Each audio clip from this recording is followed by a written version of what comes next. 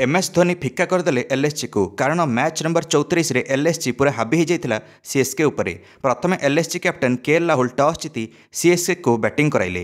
केवल रविंद्र जडेजा निज अर्धशतक इनिंग्स द्वारा सीएसके स्कोर को आगक नहीं गले। बाकी सब सीएसके बैट्समैन आसिक सेट होते किंतु आउट होकर पाविलियन फेरी जाते। 17तम ओभर में मैच टी बहुत खास होगला।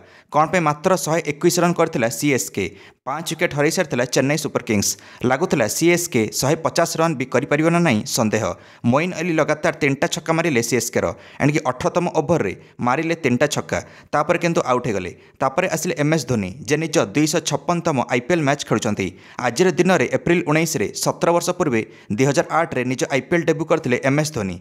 तापर तो भर्षण है रिभर्स हेलिकप्टर छक्का प्रथम थर पर देखा मिला एमएस धोनी बैट्रु आरंभ है। एमएस धोनी भयंकर इनिंग्स समुदाय 2टा छक्का मारे एमएस धोनी आ 3टा चौका मारे। से 3टा चौका भी छक्का हो रहीगला पूरा बाउंड्री दाढ़े पड़ा और 9 बॉल 28 रन करें एमएस धोनी। 42 वर्ष MS Dhoni 311 strike rate batting करें आ पूरा नट आउट गले आउ थे। सीएसके इनिंग्स को 176 रन में पहुंचाई देले एमएस। 6 विकेट हराई निर्धारित 20 ओभर में एणिक चलित आईपीएल एमएस धोनी थरे भी आउट होना।